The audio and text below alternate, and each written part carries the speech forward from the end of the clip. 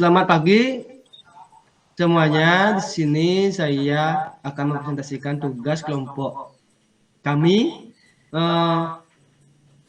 Sebelum kami mulai presentasi, kami mohon izin untuk memperkenalkan nama kelompok kami. Saya sendiri, Inyoman Arisuto dengan NIM 210-181, dan ada Wahyu. Perkenalkan, nama saya Putu Wahyu Dimakrita, NIM 210-160, dan teman saya Via Nugresi Alayubi dengan NIM belakang 77. Yang pertama akan membaca yaitu yang menjelaskan Wahyu. Di sini saya akan menjelaskan apa itu market identifikasi dan analisis. Yang pertama adalah pengertian market identification, yang kedua tujuan market identification, yang ketiga faktor penentu potensi pasar, yang keempat pengertian market analysis, yang kelima metode market analysis, dan yang keenam manfaat market analysis. Yang pertama adalah pemasaran. Pemasaran adalah aktivitas dan proses menciptakan atau menyampaikan dan mempertukar tawaran yang bernilai bagi pelanggan, klien, mitra, atau masyarakat umum.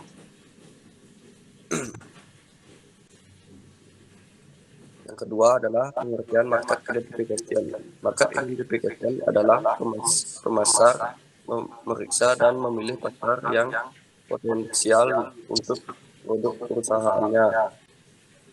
Market identification melibatkan segmentasi dari seluruh pasar yang lebih kecil dan menentukan di mana target dari bangsa pasar.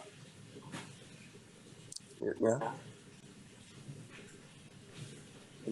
tujuan dari market identification.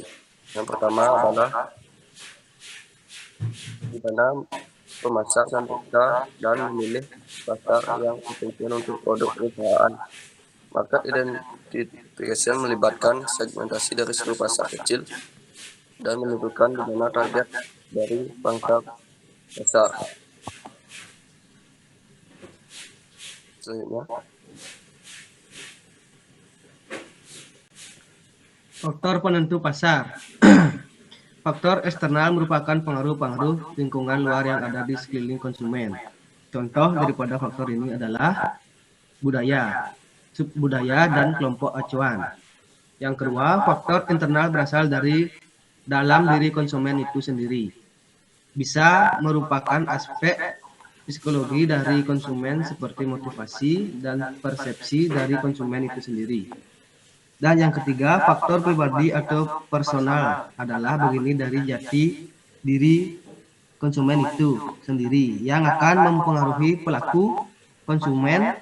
Termasuk dalam faktor ini adalah pekerjaan, gaya hidup, dan ekonomi. Yang keempat, spesialis pasar perusahaan berkonsentrasi pada pelayanan beberapa kebutuhan mendasar dari kelompok tertentu. Dan yang terakhir, menangani semua pasar. Perusahaan mencoba melayani semua kelompok pelanggan dengan produk-produk yang mungkin mereka butuhkan. Selanjutnya akan dibacakan oleh Ferry. Selanjutnya itu ada pengertian market analysis.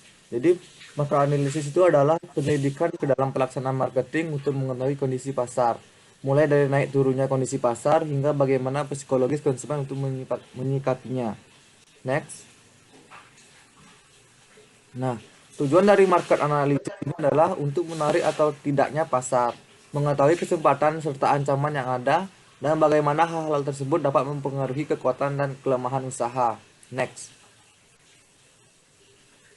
Di sini tuh ada asesmen market analysis. Yang pertama itu ada compelling unmet needs. Itu artinya apakah pembeli akan bergegas membeli produk kita. Yang kedua itu ada uniqueness, yaitu bisakah kamu menjelaskan bahwa produk kamu beda dari kompetitor kamu, bagusnya di mana. Yang ketiga itu ada market size dan growth, seberapa besar peluang market dan seberapa cepat berkembangnya. Next. Nah, dari metode market analysis itu ada metode SWOT, yang pertama itu strength, weakness, opportunity, dan threat.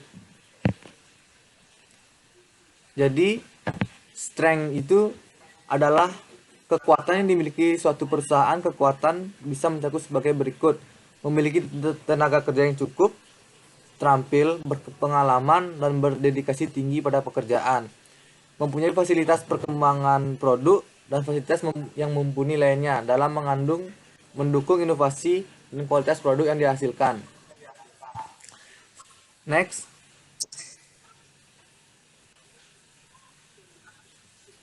Back dulu Suta. Sebelumnya. Oh. Selanjutnya ada weakness. Weakness itu adalah kelemahan yang dimiliki suatu perusahaan. Kelemahan tersebut bisa mencakup sebagai berikut: sebagian dari proses produksi masih menggunakan teknologi lama, tata letak peralatan produksi kurang lebih efisien, biaya produksi langsung dan tak langsung cukup tinggi. Yang ketiga itu ada opportunity. Opportunity adalah peluang yang dimiliki suatu perusahaan. Peluang bisa mencakup sebagai berikut. Yang pertama itu memiliki citra merek yang kuat, daya serap yang tinggi, semakin banyak alternatif sumber dana, tersedia tenaga kerja potensial di pasar tenaga kerja. Yang terakhir itu ada threat. Dalam hal ini, threat adalah ancaman yang dimiliki suatu perusahaan. Ancaman bisa mencakup sebagai berikut: bertambahnya merek lain di pasar, peraturan pemerintah yang berubah-ubah, dan naik harga bahan baku. Next. Nah, selanjutnya ada elemen market analisis. Yang pertama itu adalah ukuran pasar. Mengetahui seberapa besar ukuran pasar adalah salah satu faktor utama dalam market analisis ini. Semakin besar pasar, semakin besar pula persaingan yang akan Anda hadapi.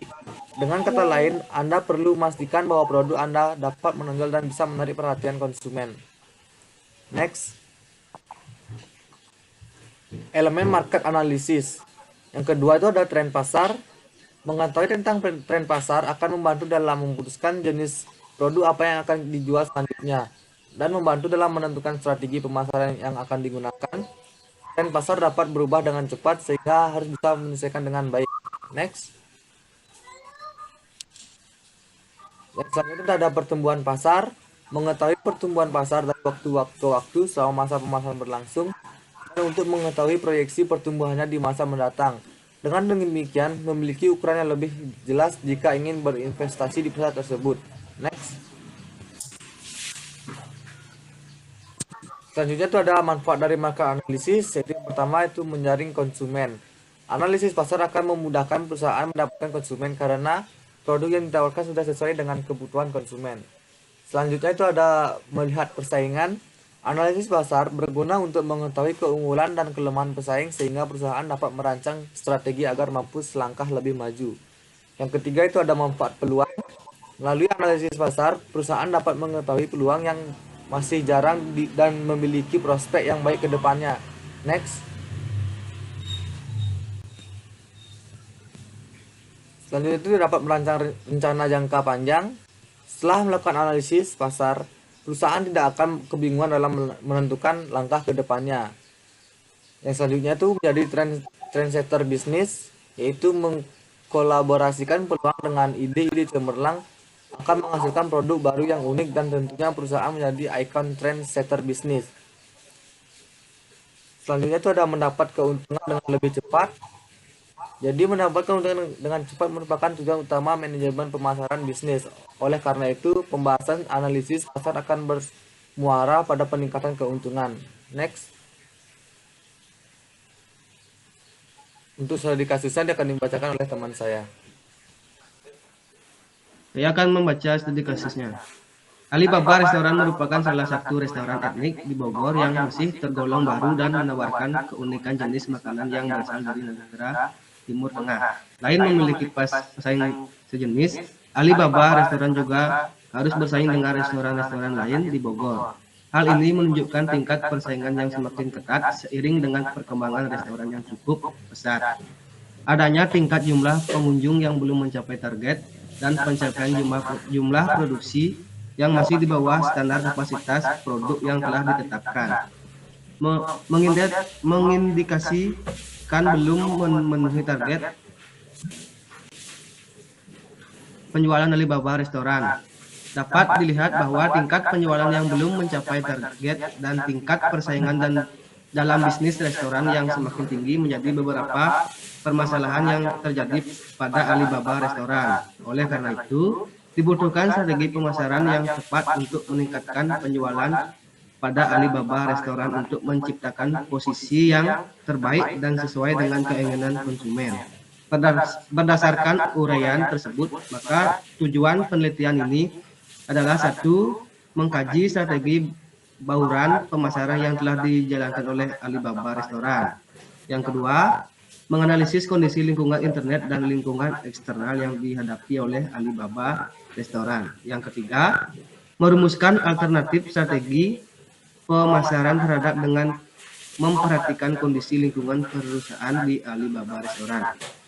Dari hasil penelitian ini, hal ini menunjukkan bahwa Alibaba restoran telah mampu menggunakan kekuatan lokasi restoran yang strategis, cita rasa internasional, pelayanan konsumen yang memuaskan, harga khusus untuk menu pelajar, kualitas produk terjaga.